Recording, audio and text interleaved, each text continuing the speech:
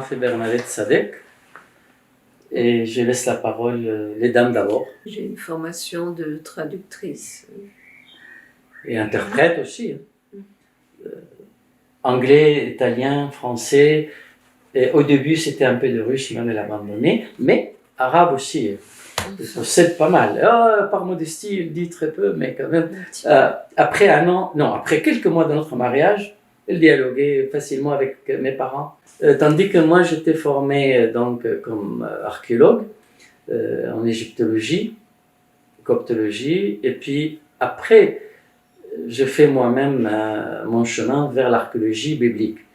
Et j'ai aimé beaucoup ça, et j'ai découvert donc des choses qui étaient négligées totalement dans les études qu'on appelle Biblical Archaeology ou archéologie biblique et documents. Je suis très très content. Et les Américains, ils ont fait avec moi beaucoup d'interviews ou bien d'émissions sur l'archéologie biblique. Donc il y a peut-être une dizaine qui étaient déjà faites. On trouve parfois à l'internet, dans le YouTube. Nous nous occupons depuis notre mariage d'une publication sur la culture copte.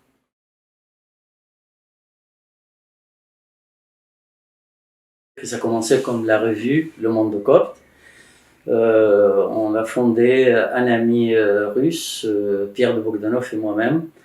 Quand j'étais célibataire, c'était en 1976. On a fondé donc l'association Le Monde Copte et comme but donc publier une revue qui s'appelle Le Monde Copte sur la culture égyptienne, surtout concernant les Coptes, c'est-à-dire les chrétiens d'Égypte. De toutes les façons, l'art, le folklore, l'histoire, la foi, etc. Le premier numéro, c'était au début de 1977, l'année de notre mariage. Oui, il coûtait 8 francs. Il était un peu maigre. Voilà, nous sommes en train de préparer le 36e volume qui va coûter beaucoup plus cher et qui sera beaucoup plus gros. Nous publions actuellement une trilogie sur ce qu'on appelle en France la fuite en Égypte et en Égypte, l'entrée du Christ en Égypte, voilà, qui est un événement très important pour les chrétiens d'Égypte. Donc fleuve. Un fleuve d'eau vive. Oui. Parce que ce sont des traditions qui continuent à irriguer en fait la foi des chrétiens d'Égypte. Et surtout la bénédiction que le Christ a donnée, même avant Jésus-Christ, Isaïe, bénis mon peuple l'Égypte, même pas bénis l'Égypte seulement, mon peuple l'Égypte. Et au milieu de terre de l'Égypte, il y aura donc un autel pour le Seigneur. Ça, il faut voir Isaïe 19, il faut voir Isaïe 25, il faut voir plusieurs passages d'Isaïe, magnifiques. Et après, ça se réalise avec ce qu'on appelle la fuite en Égypte. En Égypte, comme tu as dit, on appelle ça l'entrée du Christ en Égypte. En fuyant la méchanceté, ça nous apprend de ne pas faire face toujours ou se venger, mais fuir le mal.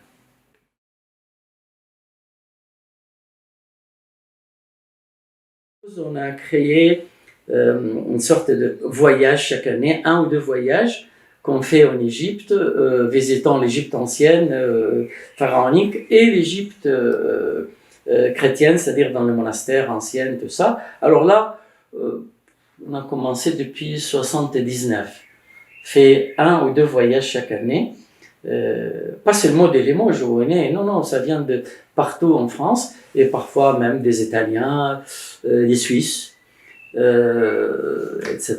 Bon, voilà, même, oui. Oui. Et on inclut aussi dans ces voyages les sites visités par la Sainte Famille où elle a séjourné, etc. Parce qu'il y a en Égypte une quarantaine de sites qui ont gardé la mémoire de la visite de la Sainte Famille. Aussi, aussi, il y a une beauté architecturale, héritage de l'Égypte, aussi dans les mosquées.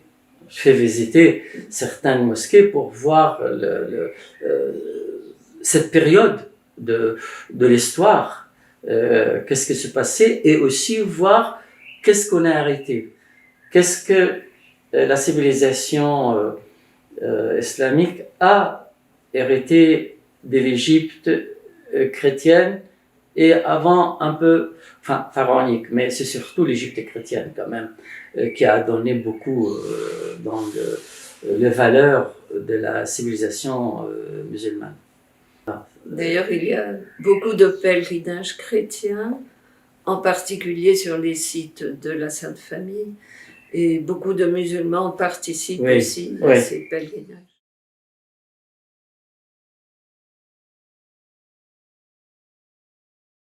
Voilà, dans ces publications, nous essayons toujours de faire le lien entre l'Égypte ancienne et l'Égypte chrétienne, parce qu'en fait, il y avait déjà dans l'Égypte ancienne une spiritualité extrêmement forte et très belle, et une soif de Dieu qui s'est manifestée très tôt à travers des représentations du visage de Dieu, la recherche de la beauté de la face de Dieu. Parce que je suis égyptologue et dans l'archéologie biblique et la coptologie, donc on a une partie des pensées, des traités théologiques, c'était tout à fait monothéiste. Ça n'empêche pas qu'une grande partie, ce qu'on peut appeler païen ou le monument qui représente certaines divinités qui sont tombées sur leur face à l'entrée de l'Égypte, ça c'est des choses qu'on peut développer après. Mais c'est sûr qu'il y avait les deux faces de l'Égypte, mais il ne faut pas parler seulement de l'Égypte avec certains paganismes quand même. Moi, c'est moi qui est égyptologue, donc c'est moi qui enseigne l'hiéroglyphe, c'est moi qui a lu et traduit quand même beaucoup des traités théologiques, et surtout dans l'œuvre qu'on peut appeler la piété personnelle ou la religion populaire de l'Égypte ancienne.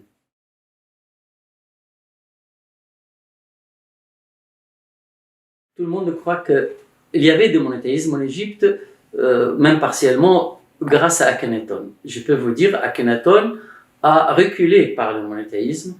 Akhenaton, il était fanatique. Akhenaton, c'est pas comme il pense. Beaucoup des gens qui ont entendu ça, qui ont appris à l'école ou n'importe où, qu'est le premier monothéiste. Non.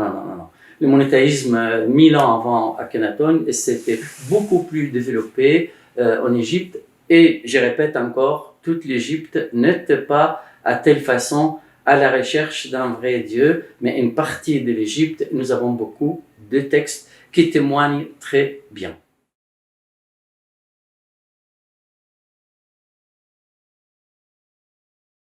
C'est très intéressant de découvrir aussi toutes ces prières des gens humbles, parce qu'on connaît les grands textes pharaoniques, mais dans la religion populaire, il y a énormément de prières qui sont des témoignages de cette soif des êtres humains de rencontrer Dieu vraiment dans l'amour.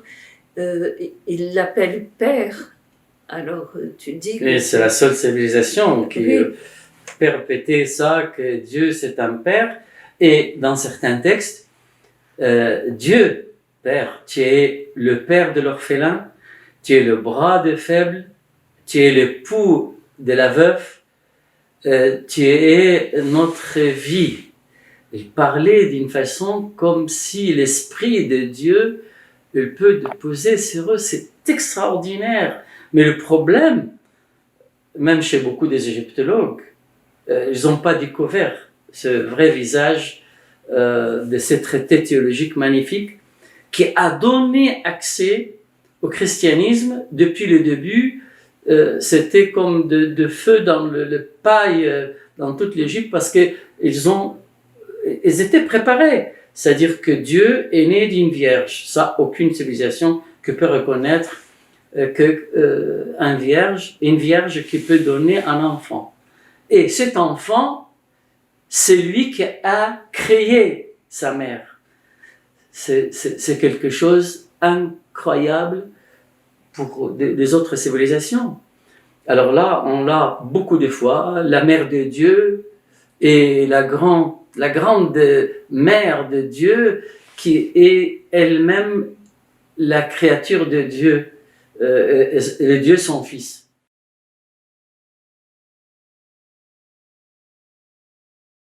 Oui, on a l'impression que les anciens Égyptiens ont vraiment été éclairés par leur propre recherche de Dieu, de l'éternité. On est très frappé, pour en revenir aux images par exemple, je suis très frappée par la beauté des sarcophages, le visage de la personne qui est dans le sarcophage tel qu'il est représenté, toujours avec des yeux immenses et un visage rayonnant, très très beau. On voit qu'il contemple Dieu. Et c'est ça qui est représenté déjà sur ces sarcophages et qui préfigure, je pense, l'icône. Maintenant, la personne défunte qui est morte, elle est devant Dieu. Par exemple, le jugement, la résurrection en Égypte ancienne. Il y a une sorte de baptême sacré royal. Ça se fait une fois pour toutes. Par exemple, tout ça, ça a initié les Égyptiens d'accepter rapidement le christianisme. C'est pour ça qu'il y en avait beaucoup dans le nord de l'Égypte et quelques-uns aussi dans le sud, avant le christianisme, qui ont accepté le judaïsme. Donc on trouve même des figures importantes dans le judaïsme. En attendant, c'est Dieu. Et je vous rappelle d'une chose, Apollos, par exemple, un Égyptien. Alors il faut voir qu'est-ce que Saint Paul dit d'Apollos.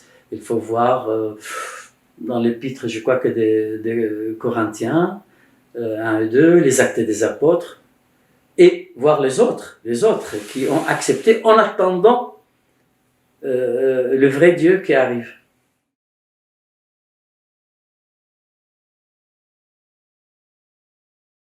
Que la christianisation de l'Égypte est passée. Alors les Coptes considèrent que la venue de la Sainte Famille en Égypte a été la première étape, en fait, que le Christ et la Vierge ont béni l'Égypte, ont traversé, par exemple, ils sont passés dans le désert du Wadi Natroun.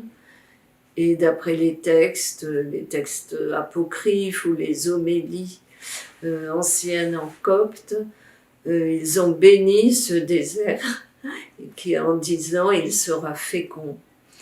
Et effectivement, il y a encore dans ce désert le monachisme. Voilà, donc ça a été la première étape de la christianisation. Qui a répandu dans le monde entier.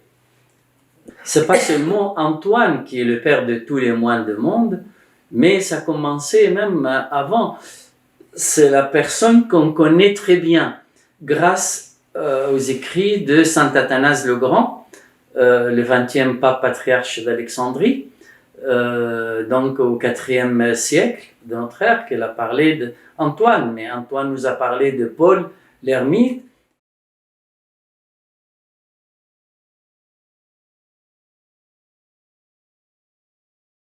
On a quelques traces archéologiques sur d'autres qui sont venus des ermites. C'est grâce à Bernadette qui m'a dit, si tu cherches une Égypte ancienne, s'il y avait cette idée-là, tu te rappelles quand on a fait l'article sur le monachisme, avant le monachisme? Des athlètes de Dieu. Voilà. Des athlètes de Dieu, et quand j'ai cherché dans le texte, je trouvais que des gens qui sont isolés dans des endroits lointains, et elles restent seulement méditer et prier. Alors je commençais à découvrir ça dans le texte de Wadi el-Houli, c'est un endroit à 30 km au sud-est d'Assouan, de l'extrémité sud, et après on a trouvé dans d'autres lieux des gens qui font, qui menaient une vie mystique. C'est vrai, on a quelques-uns, pas beaucoup, mais s'il y en a, et donc il existait bel et bien un peu plus, parce que après des millénaires, alors il y a des choses qui sont disparues, il y a des fouilles clandestines, il y a des tas de choses qui sont arrivées. Donc on a un héritage, j'ai dit toujours, elle a préparé la voie du christianisme. Un seul Dieu, sans un autre, sans deuxième, créateur des ciels et de la terre, la mer et le profondément de la mer. C'est quelque chose d'extraordinaire. On dirait, quand je dis ça dans certaines conférences, il dit oui, mais c'est des textes chrétiens. J'ai dit non, c'est des textes soi-disant païens, mais c'est pas païen. C'est des textes de l'Égypte ancienne, et voilà les textes. Bel et bien. On a tout ça.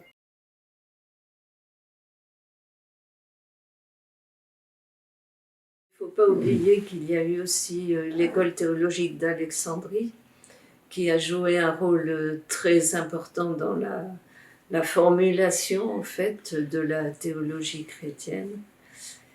Et qu'il y avait déjà dans l'Égypte ancienne des écoles théologiques très, très puissantes, très importantes. Et les Égyptiens, jusqu'à maintenant, les Égyptiens chrétiens, se passionnent pour la théologie. Ils ont... c'est amusant parce que des fois, il y a des débats comme ça, vous êtes depuis 5 minutes avec quelqu'un et il vous dit « Mais qu'est-ce que vous pensez de la déification de l'homme ?» Alors, ça a été un sujet de débat, mais même partout, dans les milieux chrétiens en Égypte, très récemment, quoi. Le genre de questions qu'on ne nous pose pas souvent en France. Voilà, donc c'est intéressant de voir qu'il y a toute cette recherche, cet intérêt, en fait, pour la théologie aussi. Donc l'Égypte, c'est le berceau de cette théologie chrétienne, c'est le berceau du monachisme, et c'est aussi un pays de martyrs.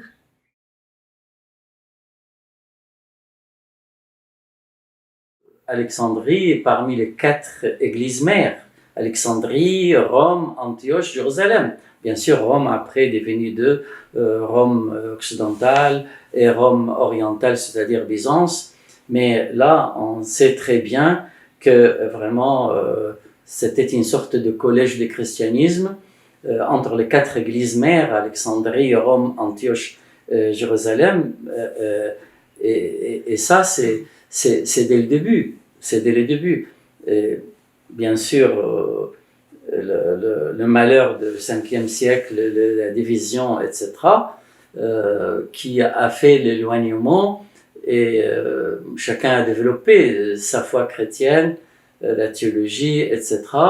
On voit très bien, on peut voir les bons et les mal dans tout ça, mais grâce au XXe siècle, les réunions entre Paul VI et Shenouda III, sa sainteté Paul VI, le pape de Rome, et le pape d'Alexandrie, c'est-à-dire Alexandrie, c'était pour toute l'Afrique aussi, quand il y avait la question de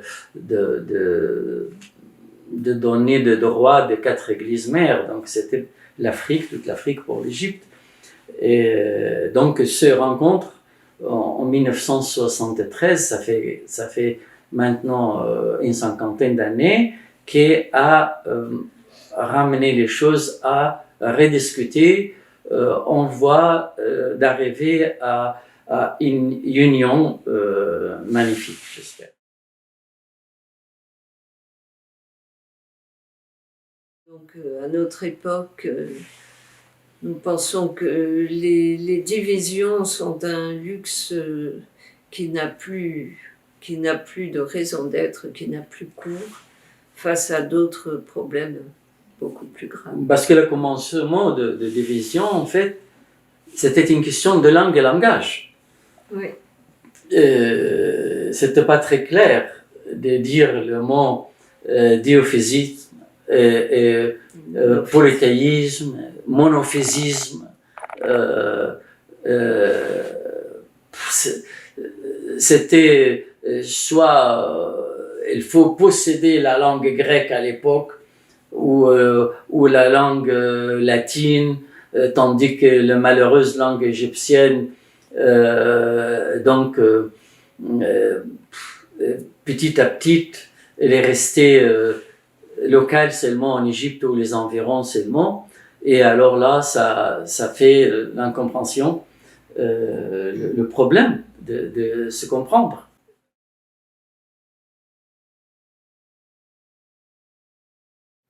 Mais moi, d'après mes expériences, après un demi-siècle en France, j'étais étonné qu'il manque dans le monde occidental, surtout en France, l'éducation chrétienne à partir de la famille et de l'Église d'une façon claire. Pas seulement faire des cérémonies, mais il faut s'en occuper d'une façon efficace. C'est-à-dire que le premier choc que j'ai vu, j'ai dit je pouvais aider, bien que j'étais très occupé pour faire ma thèse de doctorat il y a 50 ans, mais je voulais aider pour le catéchisme. Alors je croyais que comme chez nous, quand j'ai des enfants devant moi, ou des jeunes même, alors j'aurais 50 ou 60, comme en Égypte, ou une centaine. On va se diviser entre deux, tout ça. Alors je trouvais 6 ou 7 qui viennent. J'ai dit, ouais, oui, mais là c'est une école chrétienne, catholique. Il y a 2000 où ils sont. Alors ça, c'était le premier choc. Et puis quand je vois des parents, pas beaucoup d'idées. Certains, ils ont abandonné la foi, et certains, ils ont la foi, mais ils ne savaient pas comment le transmettre. Ah, mais ils sont libres. Nous, dans un pays démocrate libre, ils vont décider eux-mêmes. Mais l'enfant ne décide pas d'aller au CP au début. Il pleure même. Hein? Nous avons 6 enfants maintenant, parce qu'on a perdu un à la naissance. Et donc, on l'a obligé. Certains pleuraient très fort, mais on persuadait, on faisait. Et hop, ils ont aimé petit à petit. Ils ont adopté. C'est ça. Vous me dites, quand ils seront grands, ils vont décider quoi? Décider quoi? Quelqu'un des analphabètes, comment on peut faire? On ne peut pas même aller très loin après. Il faut un miracle pour que la personne soit convertie. Le catéchisme, je pense qu'il faut aider les catéchistes à faire former d'abord. Comment il faut faire et même agrandir leur foi eux-mêmes.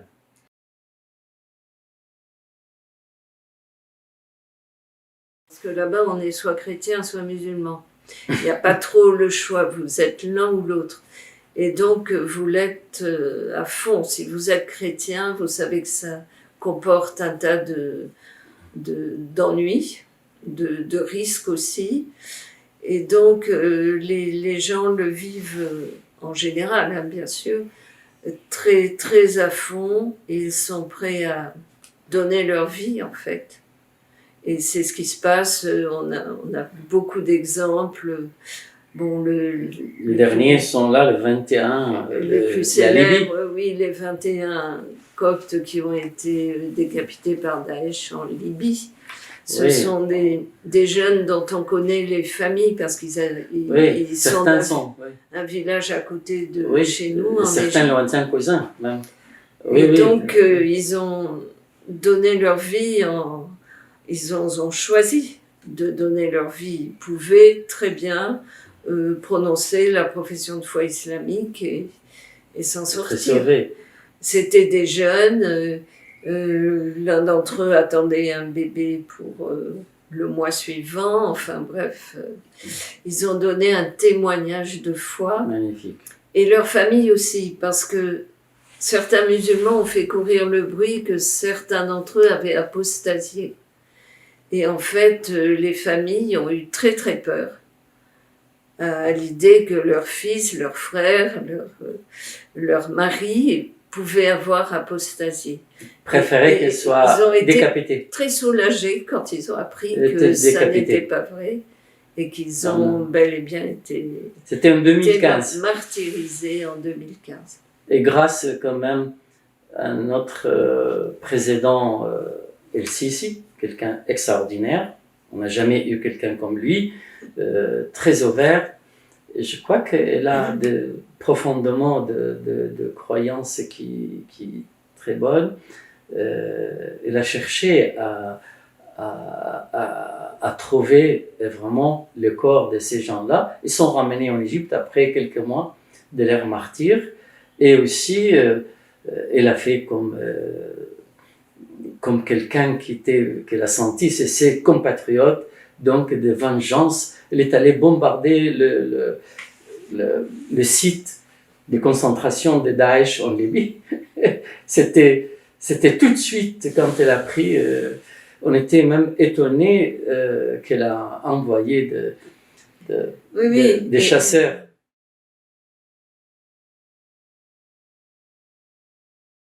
Il a participé à l'inauguration de la grande basilique qui est construite en le au nom de martyrs.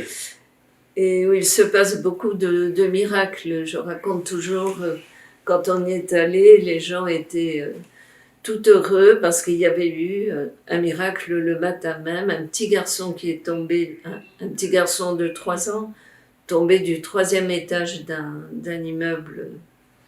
Ouais. Et qui est arrivé sain et sauf en bas et qui a dit avec un grand sourire, c'est mon oncle Lucas qui m'a porté. C'était un des martyrs. Et l'oncle Lucas, c'était un des 21 martyrs. Oui, elle était là, elle m'a pris. Parce que tomber du 3e étage et courir, oui, est-ce que dans notre temps, il y a des miracles? On en a.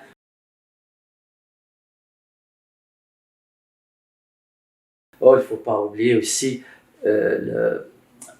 l'apparition de la Vierge plusieurs fois en Égypte. Oui. Le plus important depuis 68, le 2 avril 68, pendant 1 an, apparition miraculeuse et guérison, et donc témoignée par des centaines de milliers de chrétiens et de musulmans de l'époque, et après, plusieurs autres endroits. Mais c'est quand même, ça fait quelque chose. Ça fait quelque chose. Quand même. Je ne suis pas facilement à croire dans les miracles, mais je commençais à croire dans nos jours, je parle. Parce que quand on est cartésien, quand on est scientifique, mais le Seigneur nous montre ça pour dire, bon, il faut que tu crois, puisque... Quand il y a la foi, le Seigneur peut faire des miracles. Oui, mais c'est le même Seigneur. En Égypte, il en fait. C'est le même Seigneur d'hier, d'aujourd'hui, de demain. Alors là, on l'oublie. Parfois, on l'oublie. Qu'il est d'hier et d'aujourd'hui et de demain, c'est magnifique.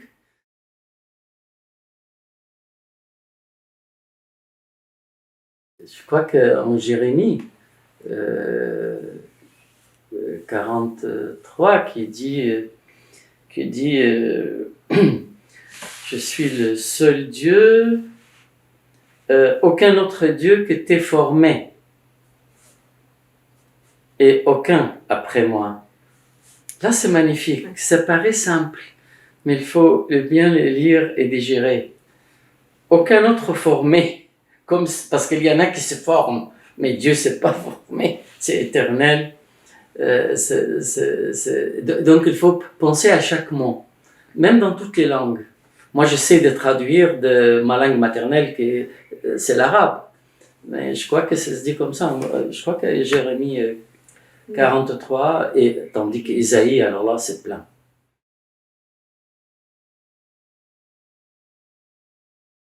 Revenir un peu aux icônes. Et moi, je suis très frappée de voir la place que tiennent les images. On sait pas toujours de véritables icônes, mais en Égypte, dans toutes les maisons, vous avez au mur, il n'y a que des icônes ou des images qui représentent le Seigneur ou la Sainte Vierge ou les saints. Et je pense que c'est un moyen d'aider. J'imagine que c'est une grande frustration pour les musulmans qui n'ont pas accès, puisque l'islam interdit toutes les représentations de tout, d'ailleurs.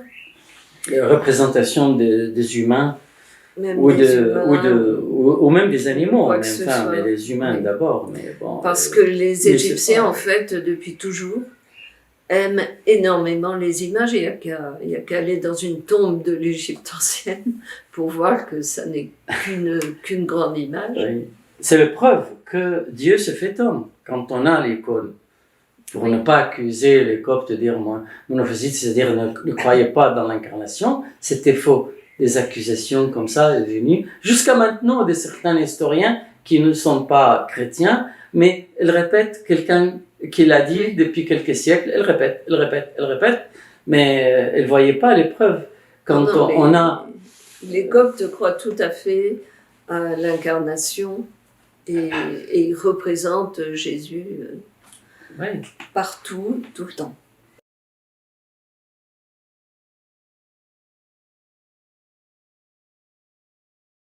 Jésus-Christ, c'est Dieu, ça fait homme. Oui, Jésus-Christ. Oui, Dieu s'est fait homme, s'est incarné pour prendre nos chairs et nous donner son esprit. En quelque sorte, ça dépend de la théologie, il nous divinise, on devient frère, mais pas serviteur ou esclave, on est frère. Frère et enfant de Dieu. Frère de Dieu. C'est quelque chose, mais je crois que les gens ne méditent pas. Ah, c'est difficile. Moi, je suis frère de Jésus, c'est-à-dire frère de Dieu. Mais je suis son serviteur. Bon, c'est très bien. Et enfant de Dieu.